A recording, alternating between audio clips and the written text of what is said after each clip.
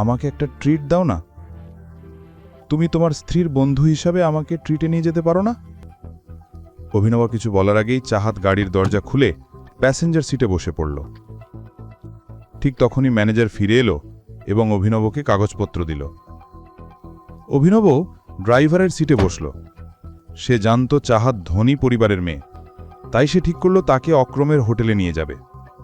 পুরো রাস্তা জুড়ে চাহাত মাঝে মাঝে অভিনবর দিকে তাকাচ্ছিল, আর অভিনব ভাবছিল এই মেয়েটা আসলে চায় কি। হোটেলের নিচে গাড়ি থামতেই অভিনবর ফোন বেজে উঠল। অক্রম ফোন করেছিল।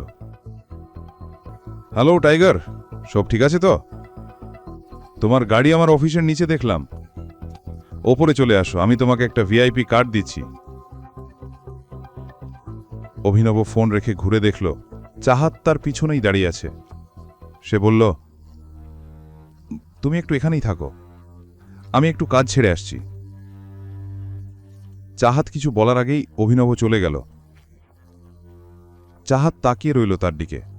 সে জানত এটা অক্রমের অফিস, কিন্তু অভিনব সেখানে কি করতে গেল আর কে তাকে ফোন করে ডেকেছিল সেটা তার মনে সন্দেহ জাগাল। এখন প্রশ্ন হল, এরপর কি ঘটতে চলেছে?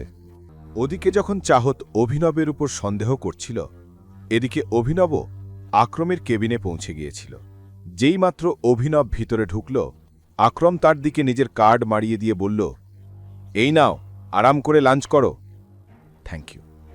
অভিনব হাসি মুখে বলল এবং আক্রমের কেবিন থেকে বেরিয়ে গেল। সে নিচে নেমে এলো এবং চাহতকে খুঁজতে লাগল।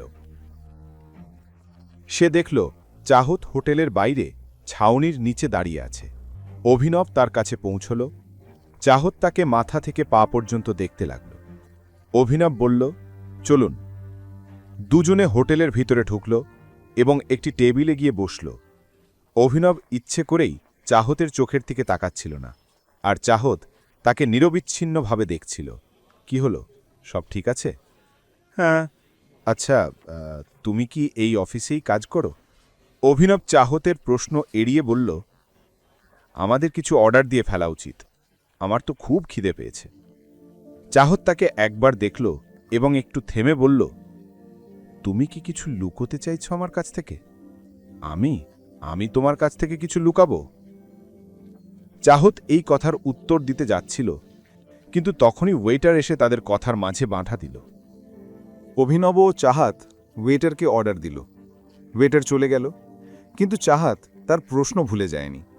সে কথা ঘুরিয়ে আবার জিজ্ঞাসা করল, তাহলে তুমি কি করো? আমি একটা প্রাইভেট লিমিটেড কোম্পানিতে ছোট চাকরি করি। ও, এটা তো আকরামের কোম্পানি, তাই না? অভিনব মাথা নেড়ে হ্যাঁ বলল। চাহাত আর কিছু জিজ্ঞাসা করার আগেই একজন ছেলে এসে চাহাতের পাশে দাঁড়ালো এবং বলল, হ্যালো গর্জিয়াস। চাহাত ঘুরে তাকালো, দেখল এক সুন্দর ছেলে ফর্মাল পোশাক পরে তার পাশে দাঁড়িয়ে আছে। ছেলেটি বলল, ইউ আর সো বিউটিফুল। আমি আসতে চাইনি, কিন্তু নিজেকে আটকাতে পারিনি। আমি কি তোমাকে একটা সুন্দর ট্রিট দিতে পারি? তার চোখে দুষ্টুমি মিশ্রিত হাসি ফুটেছিল। চাহাত বুঝে গিয়েছিল তার উদ্দেশ্য, এবং অভিনবও তা টের পেয়েছিল। অভিনব গম্ভীরভাবে বলল, দেখতে পাচ্ছ না, ও আমার সঙ্গে ডেটে এসেছে। ছেলেটি অভিনবর দিকে তাকিয়ে বলল, আচ্ছা, আমি ভেবেছিলাম তুমি ওর ছোট ভাই।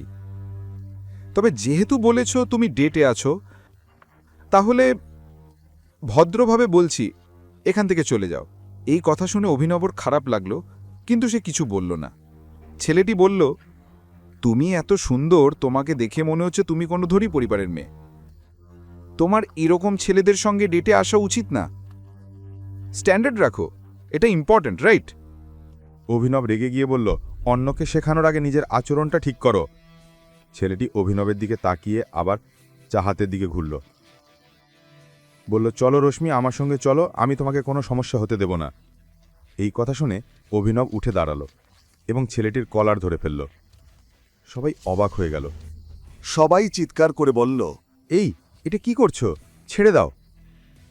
অভিনব বুঝল সে হয়তো বেশি মারধর করে ফেলেছে। সে হাঁপাতে হাঁপাতে তাকে ছেড়ে দিল। ছেলেটা দাঁড়ানোর মতো শক্তিও হারিয়ে ফেলেছিল। অভিনব যখন হুঁশে ফিরল, সে ছেলেটার দিকে তাকিয়ে অনুতপ্ত হল। সে এমন কিছু করতে চায়নি, কিন্তু না করলে সেই ছেলে চাহাতকে বিরক্ত করতেই থাকত। অভিনব চাহাতের দিকে তাকালো। চাহাতে দূরে দাঁড়িয়ে মুচকি হাসছিল।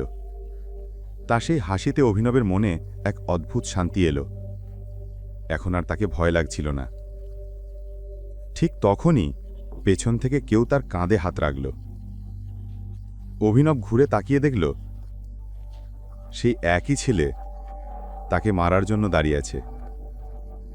কিন্তু সে কিছু করার আগেই অভিনব কনুই দিয়ে তাকে ঠেলে দিল, আর সে মাটিতে পড়ে গেল।